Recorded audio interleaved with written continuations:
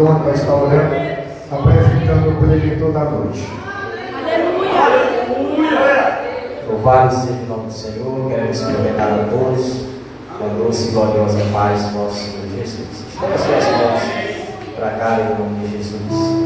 Soberano Deus, eterno Pai que está no céu, Senhor Deus de misericórdia, Pai, nesse momento eu quero aqui te apresentar o teu filho que irá ministrar a tua palavra por mais uma vez. Que o Senhor venha continuar, papai, sendo com ele. e ele venha diminuir, o Senhor venha crescer. Que o Senhor, ó Pai, venha falar através dos seus lábios aquilo que o Senhor quer falar para conosco nesta noite. Senhor, toma ele em tuas mãos, faz um instrumento vivo.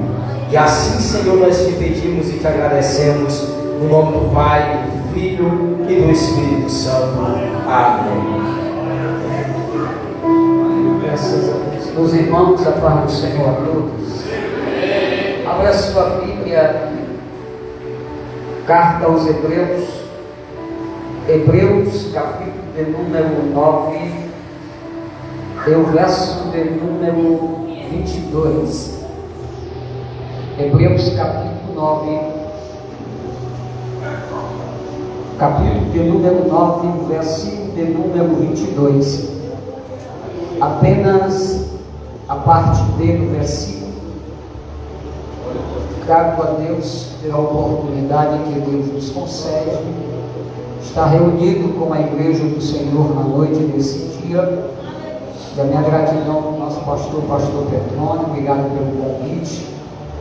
Aos demais obreiros que estão à minha retaguarda, cada pastor, Deus continue vos abençoando.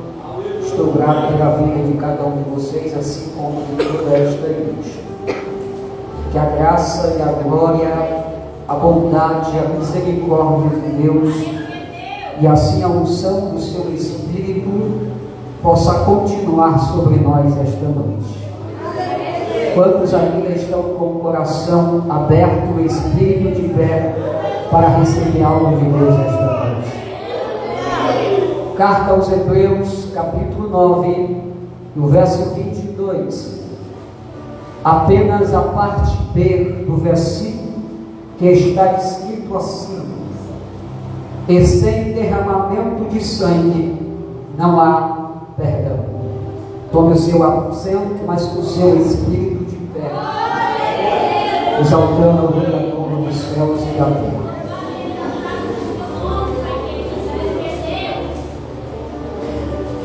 Na sua sabedoria, a Bíblia diz que Deus, ele cria todo o universo. O livro do Gênesis, no capítulo de número 1, verso 1, começa nos dizendo que no princípio Deus criou os céus e a terra. Na criação dos 6 dias, a última coisa que Deus, o último ser que Deus ele vai criar, é exatamente o homem. Só que na criação Deus ele vai começar por cima, porque o texto diz que Deus criou os céus e depois a terra, e por último ele vai formar o homem do pó da terra. Perceba que tudo aquilo que começa em Deus sempre vai terminar em Deus, e você vai entender o porquê. Porque quando Deus ele cria os céus e a terra, e continuamente o homem após isso, isto significa eu lhe dizer que Deus ele criou os céus para a terra para o homem, e o homem foi criado para Deus. Então tudo aquilo que começa em Deus sempre vai terminar em Deus. Deus cria os céus para a terra para o homem, e o homem é formado para Deus.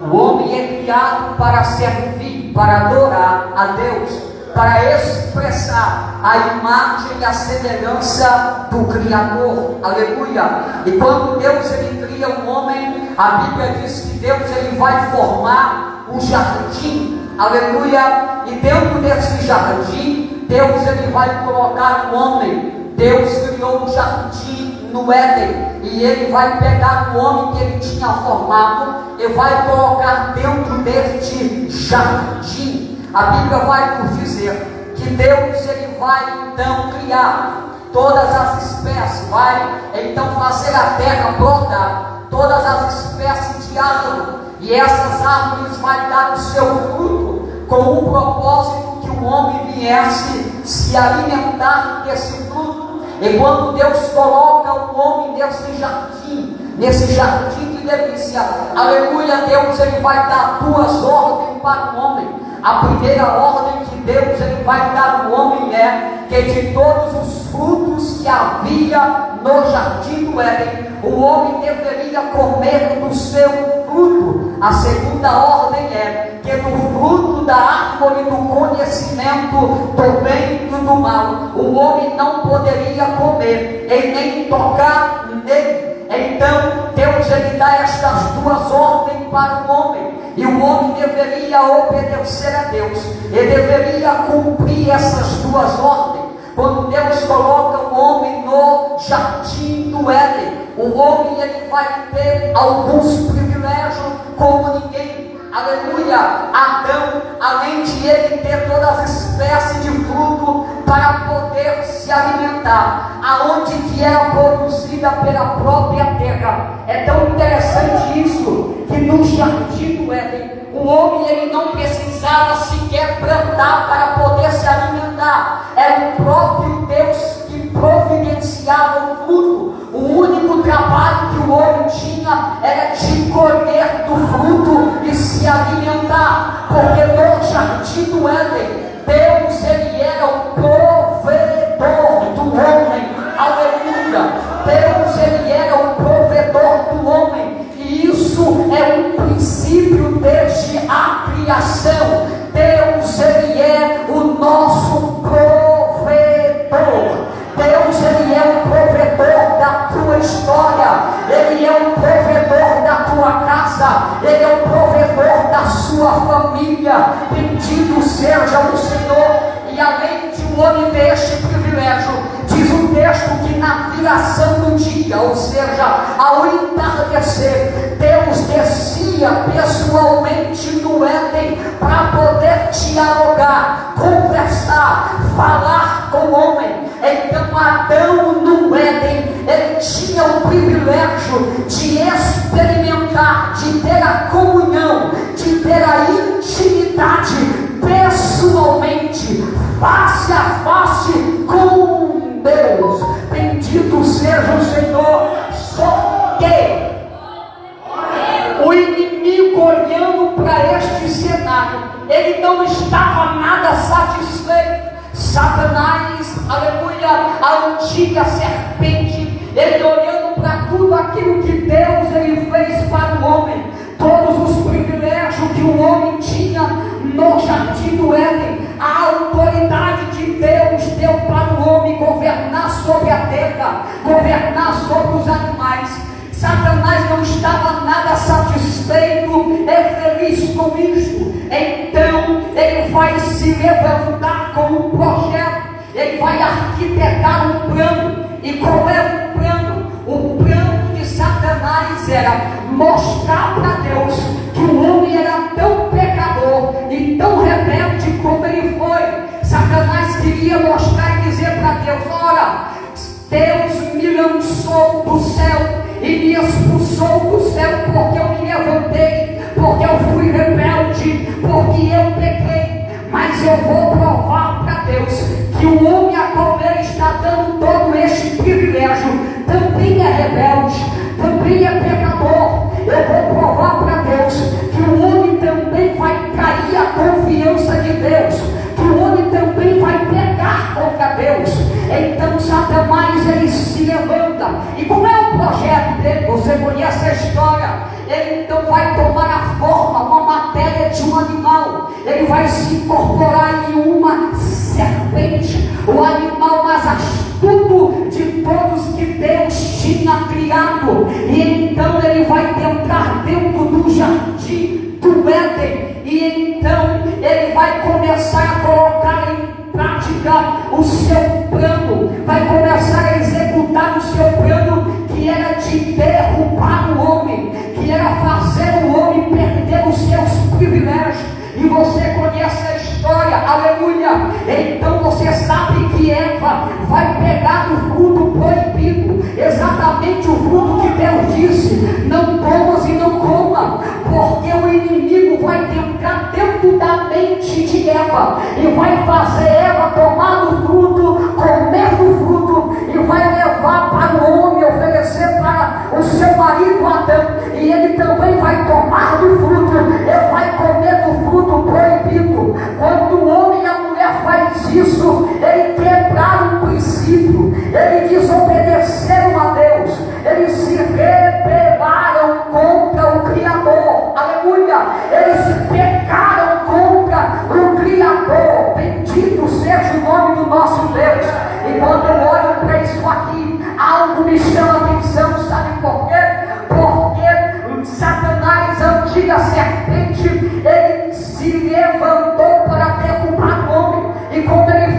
isso, repito, ele toma a forma, a matéria de um animal, de uma serpente. Sabe por quê? Porque Satanás, ele é um espírito, e ele sendo um espírito, ele precisa de uma matéria para poder habitar neste mundo material, porque se ele não tiver um corpo, se ele não tiver uma matéria, não tem como um demônio, um espírito caído executar o seu plano. Por isso ele vai tomar a forma, uma matéria, um corpo de um animal, aleluia, para poder executar o seu plano. É por isso que você vê por aí de vez em quando demônio se apoderando, se possessando de pessoas, porque ele precisa de um corpo para fazer o que ele quer fazer na vida de alguém, para executar o seu plano na terra. Ele só faz isso se ele se apoderar de uma matéria, para poder então ter contato e habitar neste mundo material. E foi assim que Lúcifer, Satanás, ele fez, se apoderou de uma matéria, o corpo de um animal, para executar o seu plano. Satanás, ele toma a forma de uma matéria, ele toma a forma física e se levanta para derrubar o homem. Só que a Bíblia vai dizer, pastor Petrônio, que o nosso Cristo também fez igual. Ele tomou a forma de homem, se humilhou a si mesmo. Só que ele vai fazer diferente. Enquanto Satanás toma uma matéria para poder derrubar o homem, Deus, ele toma, Jesus toma a forma de homem para poder levantar o homem que está caído. Satanás, ele toma a forma, uma matéria para poder derrubar a humanidade. Só que Jesus se manifesta como uma forma de homem para levantar a humanidade, para levantar o homem que foi derrubado pelo diabo. Satanás se levanta e expulsa o homem do jardim. Só que Jesus toma a forma do homem para entronizar o homem do Éden de novo.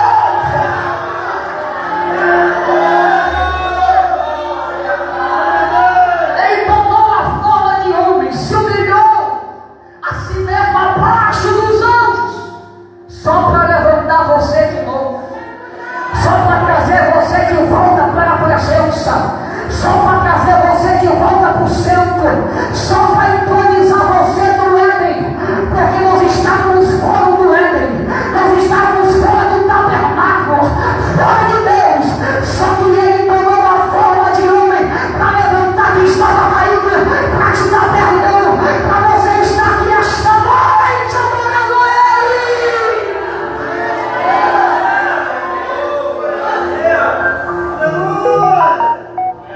Quando o inimigo se levanta, ele vai levantar para poder derrubar o homem.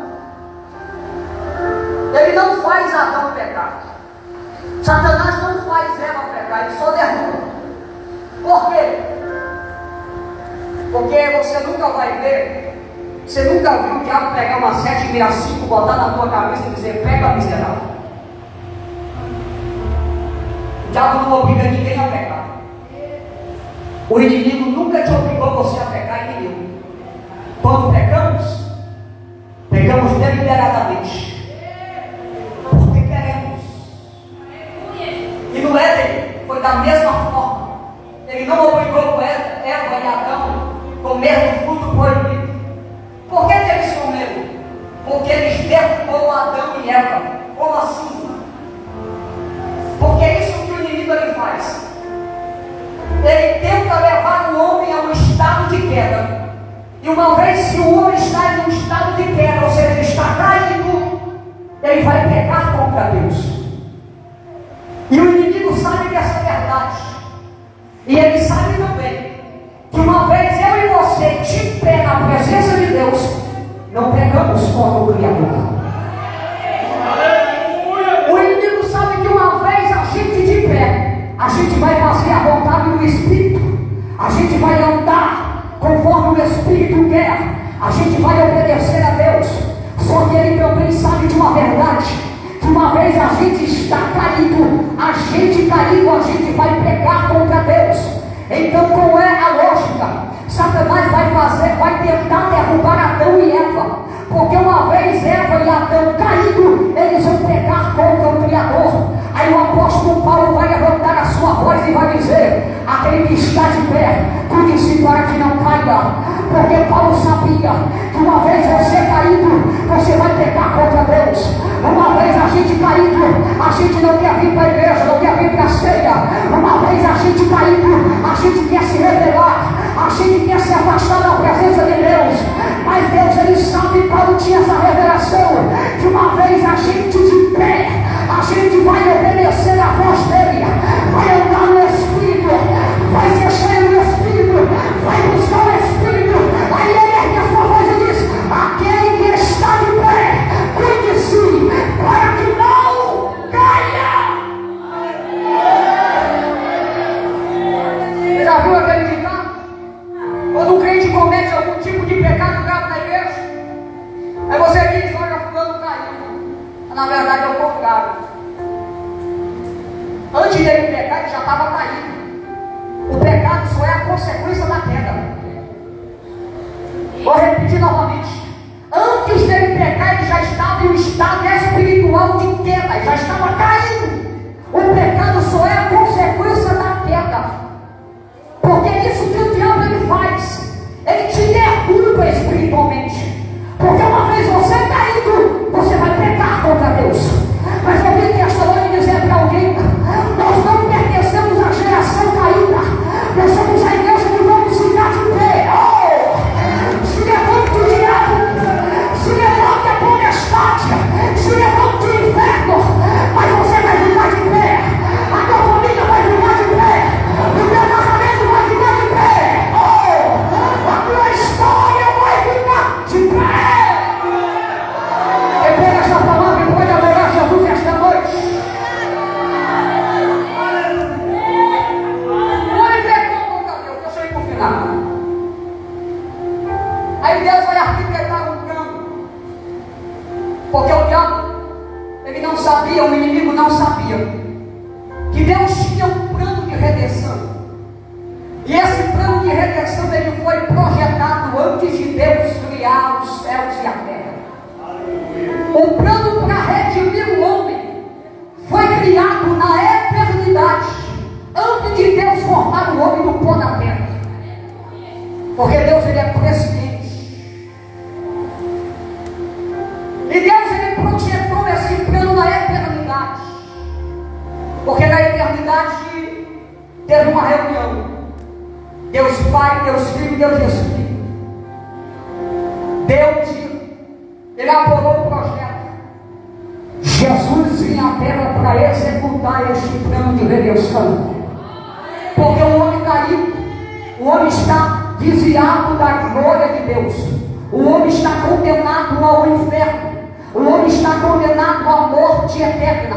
Porque quando o homem peca, ele vai atrair para si 3 tipos de morte: morte espiritual, morte física e morte eterna, por causa do pecado. Mas quando Deus ele elabora um projeto de redenção e Jesus executa este plano, Deus ele vai trazer vida espiritual, porque a nossa comunhão agora pode ser restaurada, vida física, porque quem morrer em Cristo será ressuscitado naquele grande dia, é vida eterna, porque viveremos com Ele eternamente.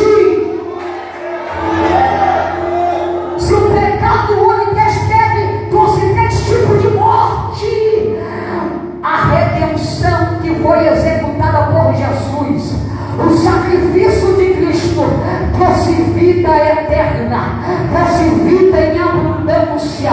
Bendito seja o nome do Senhor. Você conhece a história? Deixa eu correr para o final. Jesus morre na cruz. Ele se entrega. Ele morre na cruz como um cordeiro mudo, imaculado, sem pecado. Ele foi o nosso substituto.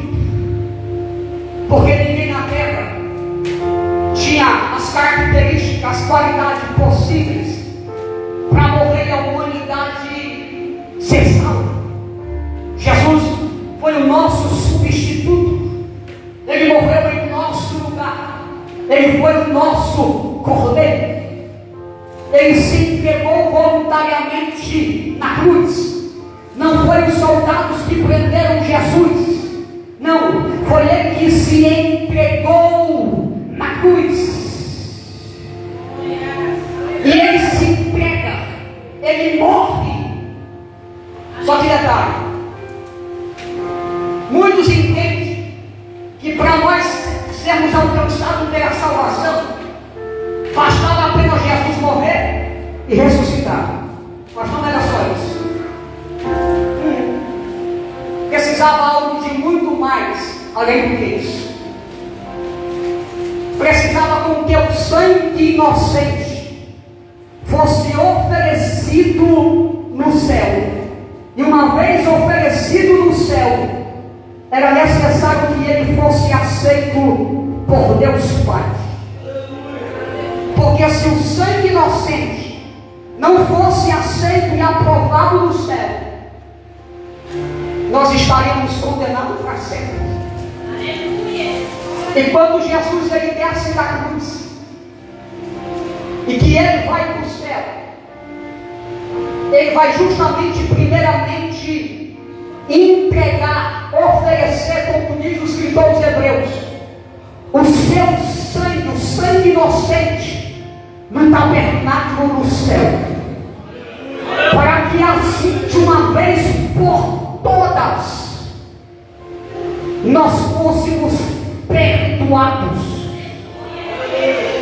e a vitória fosse garantida à igreja do Senhor. Porque sem derramamento de sangue não havia perdão. Você sabe quando Adão pegou, sabe o que ele fez? Ele fez para si uma veste de figueira, de folha de figueira, e se escondeu de trás da árvore. Quando Deus desceu ao jardim, Deus perguntou, porque Deus não viu que Adão estava ali. Aí Deus pergunta: cadê tu, Adão? Aonde tu estás?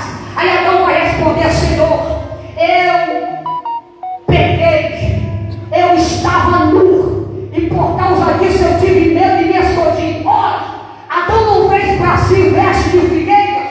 Por que ele está dizendo que está nu? Sabe o que significa o veste de figueira aqui? Veste de figueira significa obras. Repito, obras. Quando Deus ele desce, sabe o que Deus faz? Ele mata um animal, ele corta a carne, derrama o sangue, pega a pele e faz veste para Adão e para Eva. Aí o texto diz que a sua nudez encobriu a nudez, que a sua veste ele fez, cobriu a nudez de Adão e Eva.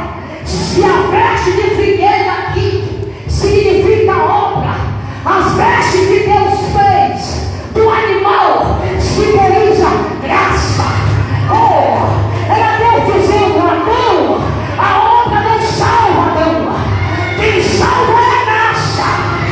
Oh, Adão, como diz o apóstolo Paulo em Efésio, você não é salvo pela obra, para que você não tenha mérito, mas você é salvo pela graça, pela graça, pela graça. A graça te alcançou. Não foi você que achou a salvação, foi a salvação que te encontrou, foi a graça que te salvou. A veste de figueira é obra. Foi para você fazer veste de figueira, pastor Bertone, não precisa derramar sangue, mas para você fazer uma veste de animal, o sangue tem que ser derramado. A escritor aos Hebreus vai dizer que sem derramamento de sangue não há perdão. Era Deus dizendo para Adão: se não tiver derramamento de sangue, não há perdão. Se não tiver derramamento de sangue, não há salvação, não há justificação, não há santidade, não há purificação, não há eternidade. Aí a Bíblia diz que o Cordeiro que é Cristo se entregou, o seu corpo foi ferido e o seu sangue foi derramado.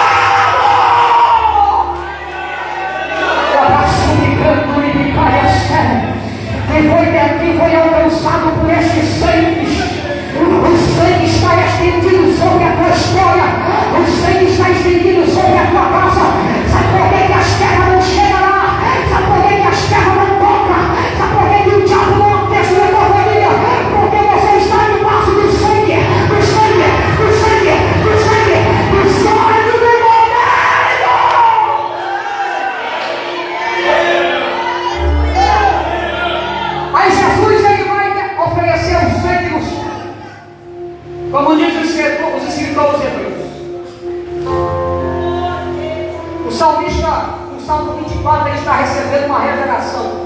quando Jesus está entrando na eternidade, que eu vou para o final, estou terminando. E ele vai relatar isso no Salmo 24.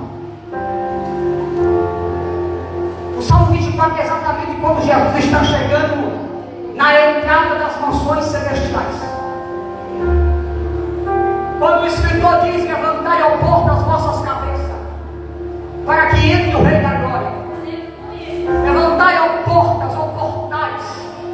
Aí eu permita-me de perguntar: você já viu porta de cabeça? Porta não tem cabeça. Então o que é que dizer isso, pregador? Quando ele está dizendo: levantai ao portas as vossas cabeças. Porque na entrada do céu existem querubins guardando a entrada das mansões celestiais. E portas aqui exatamente os querubins, porque eles ficam no céu com a espada e com a cabeça baixa. E quando Jesus está chegando, alguém grita: levantai as portas. E eles levantam. Por quê? Para que entre o Rei da Glória. O autor, ele vai dizer que ele vai identificar e chamar de Jesus aqui como o Senhor dos Exércitos, aquele que é poderoso na batalha. Ou seja, o Senhor dos Exércitos é aquele que é comparado a um soldado, a um capitão, ao líder de um exército. Só que é um Senhor dos Exércitos que nunca perdeu uma batalha. Sabe por que o salmista está chamando ele de o Senhor dos Exércitos? Poderia ter chamado de qualquer outro nome, mas ele vai chamar de o Senhor dos Exércitos. Sabe por quê? Porque Jesus está vindo de uma batalha. Isso aqui não é heresia, você vai entender isso aqui. E aqui eu tenho. Jesus, quando ele está indo para a eternidade, quando ele chega no céu, ele está vindo de uma batalha. Porque para chegar no terceiro céu, você tem que passar pelo primeiro, passar pelo segundo e chegar até a eternidade. O segundo céu da Bíblia é chamado de regiões celestiais. O apóstolo Paulo escreve em Efésios capítulo 6 que é neste lugar que ficam e habitam e moram as potestades, os principados, as hostes infernais. E quando Jesus ele está indo, ele tem que passar pelo segundo céu. Aí as potestades, os principados, as hostes, o poder das trevas vai cavar uma batalha com Jesus. Para quê? Para impedir de Jesus passar. Porque você só vai ser perdoado se o sangue chegar lá no terceiro céu e você. O diabo sabe desta verdade. E ele vai tentar impedir de Jesus chegar até o tabernáculo na eternidade. Então as potestades, as hostes, os principados vai travar uma batalha nas regiões celestiais com Jesus. Aí Salomão vai escrever, se não me engano, em Cantares, dizendo que ele vem saltando sobre os montes. Você se lembra de Mateus, quando Jesus ele disse: se você tiver fé do tamanho de um grão de mostarda, você vai dizer para essa montanha: sai daqui, vai para ali, ela vai. Aí você imagine que montanha aqui é literalmente.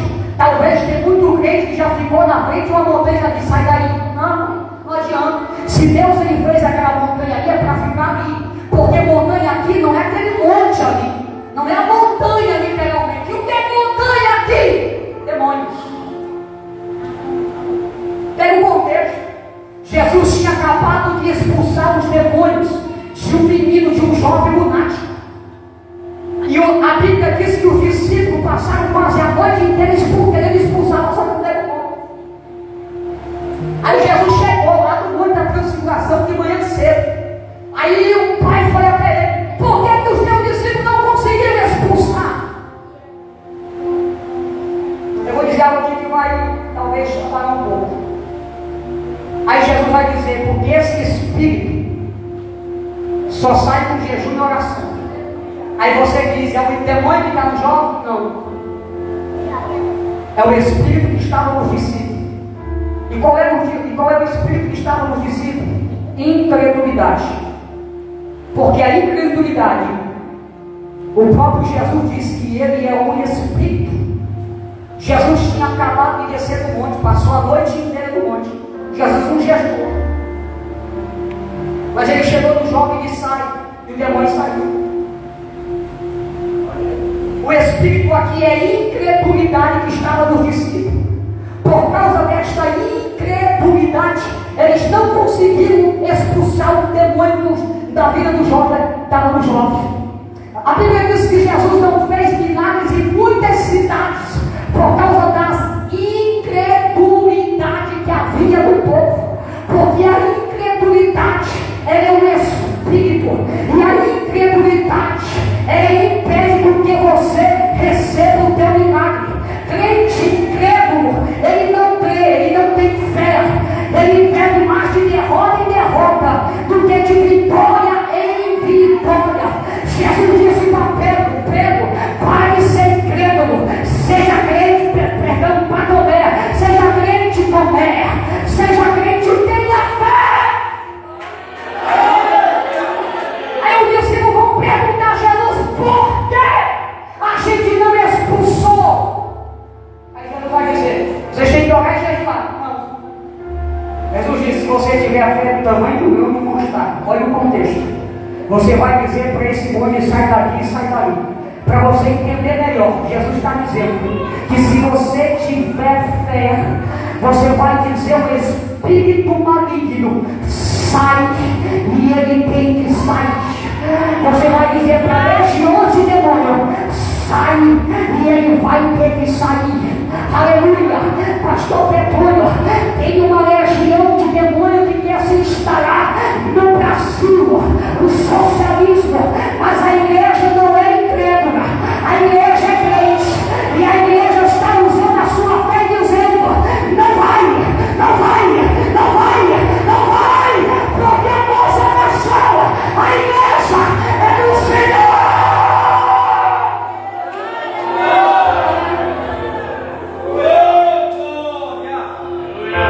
Montanhas até demônio, Salomão vai dizer que ele vem saltando sobre os montes. Em outras palavras, está dizendo, fica de pé, que Jesus vem saltando sobre demônios. E isso aconteceu exatamente na batalha do céu. Imagine você a terra. Jesus quer passar pelas regiões celestiais. Aí o poder das trevas se levanta. Só que Jesus, ele não vem como cordeiro. Jesus não está subindo como Messias. Jesus não está subindo como alguém humilhado. Jesus não está subindo como carpinteiro, ou filho do carpinteiro. Jesus não está subindo como cordeiro mudo. Jesus não está subindo como ungido. Mas a Bíblia diz que ele está subindo como o Senhor dos exércitos, aquele que venceu a morte. E ele, como o Senhor dos exércitos, ele tem na sua varinha uma espada de dois gumes que corta para lá e corta para cá. Aí quando Jesus está passando, se levanta o poder das trevas, só que Jesus arranca a sua varinha, aleluia, ele sai pulando sobre os demônios, ele sai cortando, cai potestade, cai norte, cai principado, cai potestade, cai demônio, cai principado, e a Bíblia diz que ele venceu. Sabe por que ele venceu? Porque ele chegou nas mansões celestiais. E quando Jesus chega, os querubins estão guardando a entrada. Um aqui e outro lá. Faz uma fileira de um lado, uma fileira e outra aqui. E eles estão de cabeça lá. Mas quando Jesus está chegando, alguém grita dizendo: levantai, ó portas, vossas cabeças, levantai, ó entradas eternas. Por quê? Para que entre o Rei da Glória. Então os querubins de cabeça baixa levantaram as suas cabeças. E enquanto eles estão levantados, a Bíblia diz que o Rei da Glória vai entrando. Enquanto o Rei da Glória está entrando, alguém grita: quem é o Rei da Glória? Aí eu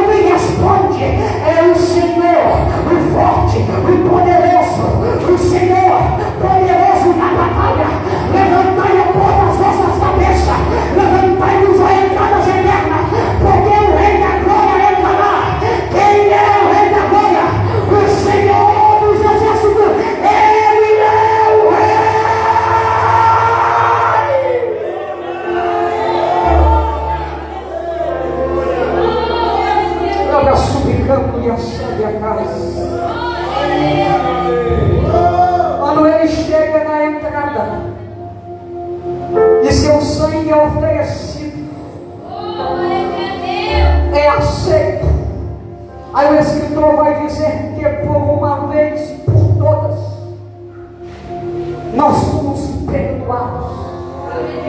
Porque na antiga aliança, todas as vezes que alguém pecava, o sacerdote deveria oferecer quantas vezes possíveis, a cada vez que pecava, um sacrifício para remir o pecado.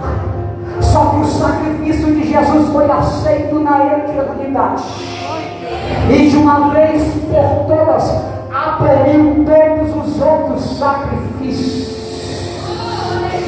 Nós fomos alcançados pela glória, nós fomos alcançados pela graça. Bendito seja o Senhor dos exércitos, aleluia. Nós fomos alcançados, sabe por quê? Porque sem remissão de sangue não há perdão. Jesus, ele foi o cordeiro que foi morto, mas ressuscitou, está à destra do Deus Pai. Quando Jesus chega no céu, Deus se levanta do trono e Deus dá uma ordem para os anjos dizendo: canta, canta um novo cântico. Então um novo cântico foi entoado no céu, e este novo cântico é mais ou menos assim. A Bíblia diz que eles cantavam um novo cântico dizendo: digno é de receber o livro e de romper o seu selo, porque foi nosso, com teu sangue compraste para Deus homem de toda tribo, língua, povo e nação. Para o nosso Deus os constituíste reis, sacerdotes, e eles reinarão na terra. Digno é o cordeiro que foi morto de receber o poder, a riqueza, sabedoria, força, honra, glória e louvor ao cordeiro. Seja o louvor, a honra, a glória e o domínio pelo século dos séculos.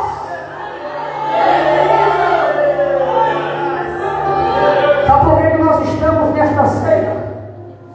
Porque nós somos a prova viva e eficaz que o sangue de Jesus foi aceito no céu, e que o diabo já não pode apontar o dedo para você e te acusar de nada, porque você foi perdoado pelo sangue de Jesus. O sangue de Jesus te alcançou, o sangue de Jesus te purificou. Hoje não tem nada que te impeça de você se aproximar de Deus, porque o caminho que estava fechado foi aberto. Aleluia! Você tem a liberdade de ter acesso a Cristo Jesus. Bendito seja o Senhor. Quantos podem levantar a mão e adorar Jesus esta manhã? Glória a Deus. Meus irmãos, nós iremos cear agora. Eu peço que vocês abram as vossas Bíblias no Evangelho de Mateus, capítulo 26, versículo 26. Enquanto os obreiros aqui se preparam. Glória a Deus, aleluia. Glória a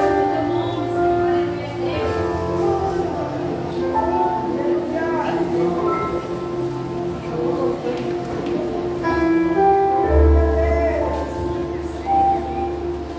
Nosso Deus venha abençoar de uma forma poderosamente a vida do diácono Valdemar.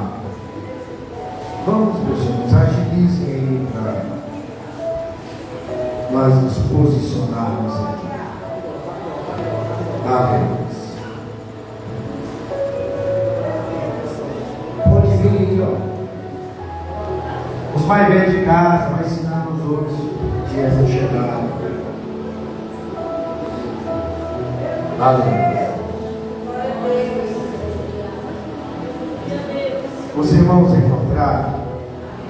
Eu quero pedir para o pastor Marlon pegar aqui essa bandeja, os pães, o pastor Raul também. O pastor Edmar e a irmã Rosiane, eles saíram porque eles estão com propósito no monte. Presbítero João, por favor, e evangelista Edson. Segure ele bem para a gente poder fazer uma oração. Os irmãos encontraram? Vocês encontraram Mateus 26, 26? Pois vamos à leitura do texto, por gentileza. Enquanto comiam, Jesus tomou o pão e, abençoando, partiu e deu aos discípulos, dizendo: tomai e comei, isto é o meu corpo. Então ele tomou o cálice e, tendo dado graças, deu aos discípulos, dizendo: bebei dele todos, isto é o meu sangue, o sangue da nova aliança, que é derramado por muitos para perdão de pecados. E digo-vos que desta hora em diante não bebereis deste fruto da videira, até aquele dia em que hei de beber de novo convosco no reino de meu Pai. Só até. Eu quero fazer uma oração apresentando o pão que simboliza o corpo do nosso Salvador Jesus Cristo, apresentando o cálice esse que simboliza o sangue, que simboliza a nova aliança. E também, na oportunidade, eu quero orar pelos irmãos que irão cear. Eu peço que você curve a sua cabeça, coloque a mão sobre o teu coração e nós possamos orar. E em seguida, os obreiros que estão com as bandejas contendo os pães poderão distribuir na nave da igreja.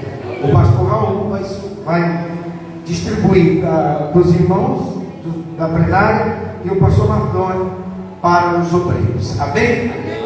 Querido Deus e eterno Pai, Criador dos céus e da terra, ó eterno Deus, eu venho te apresentar este pão que simboliza o corpo do teu filho, que foi trespassado, que foi moído, que levou sobre si as nossas enfermidades e que pelas suas pisaduras somos sarados. Eu venho te apresentar, Senhor, o cálice, simbolizando, ó Deus, a nova aliança, simbolizando o sangue carmesim que foi derramado na cruz do Calvário pela remissão dos pecados da humanidade. Eu venho te apresentar, ó Deus, os teus filhos que irão cear, os membros desse ministério, que são membros do teu corpo, o qual o teu filho é o cabeça. Eu não sei o que se aconteceu desde a última ceia passada, mas o teu Espírito sabe. Deus, fortalece os teus filhos e que possamos cear sem culpa, Pai querido, porque a tua igreja nesta noite, a tua noiva nesta hora, está cumprindo, ó Deus, o mandamento, cumprindo a ordenança qual o Senhor Jesus deixou para a igreja. Pai querido, que é a Santa Ceia. Estamos, ó Pai, cumprindo este ato em memória daquele que morreu na cruz do Calvário, foi sepultado e ressuscitou ao terceiro dia e foi levado em ascensão aos céus, e está à direita do Pai, e em breve virá buscar a sua igreja. Senhor, que assim seja, e a igreja diga amém. Amém. Pastor Raul, pastor Mardônio, fique à vontade, e as missionárias vão louvar o hino da água. Glória a Deus, aleluia. Vamos louvar o hino de número 39. Bendito seja o Cordeiro, que na cruz por nós padeceu. Bendito seja o seu sangue, que por nós ali ele verteu. Esse sangue lavado com roupas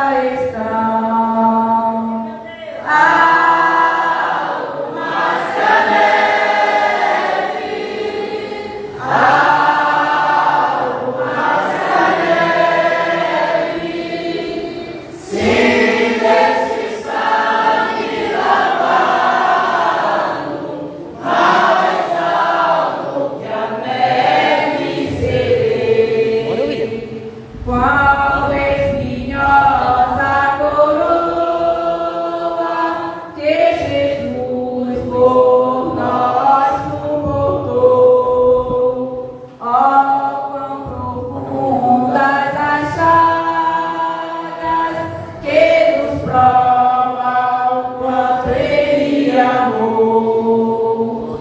Essas chagas pureza para o maior pecador,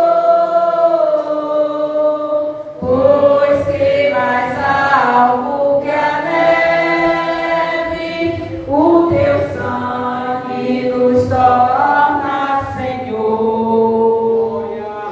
Algo mais que a neve, algo mais que a neve, se esse sangue lavado, mais alvo que a neve serei. Aleluia. Todos os membros em comunhão receberam o pão. Poder-se-á no nome do Senhor Jesus Cristo.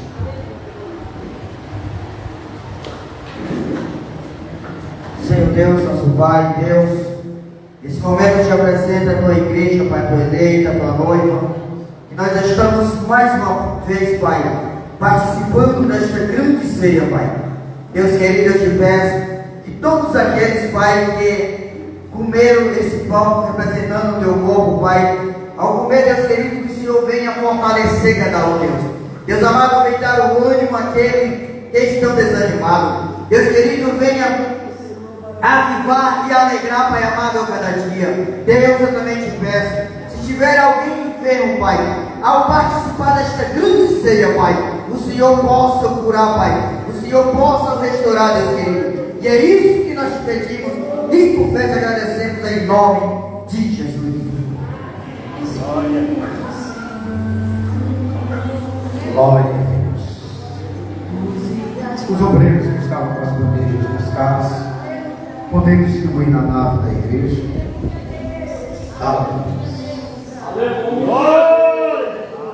Deus, irmãos, você tem liberdade para glorificar o nome do Senhor. Glória a Deus. Quem tem glória na glória, quem tem aleluia, aleluia. Nós estamos na casa do Senhor, aquele lugar para glorificar Ele. Nos alegramos com coisas lá fora, nós chegamos aqui, nos sentimos tímidos. Cristo já nos preparou uma já que nos comprou e agora nos convida a cear com celestial maná que de graça Deus te dá, bem faminto tua alma saciar. Toda a igreja.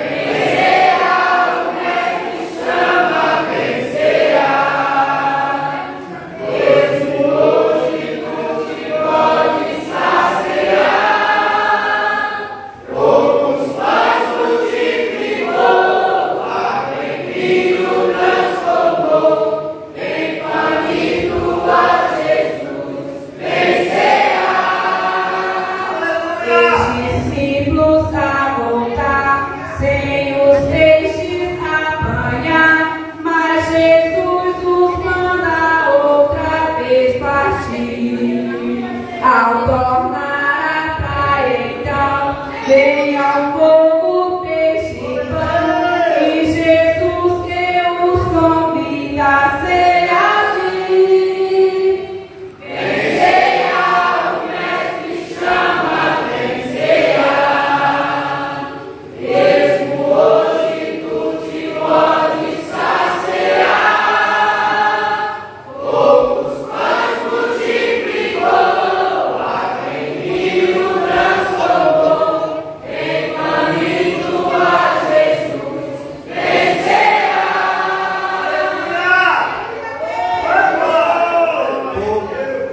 Meus irmãos, deixa eu explicar algo aqui para vocês.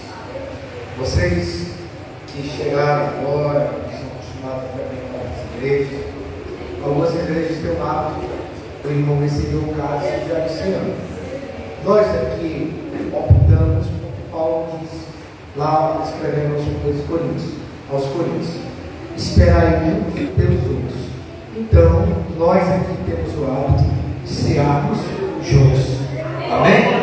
Podem cear no nome de Jesus. Senhor maravilhoso! Oh, glória a Deus! Senhor, meu Pai, essa rica oportunidade, Deus querido, aonde estamos, testemunha tua, Senhor, do teu sacrifício, pelo teu sangue, Pai. O teu sangue agora ele vem, Senhor, cobrir a nossa vida. Ele vem, Deus querido, cobrir, Senhor, o nosso ministério, Senhor. Nós vamos a tua obra sobre essa terra. Deus querido, traz força.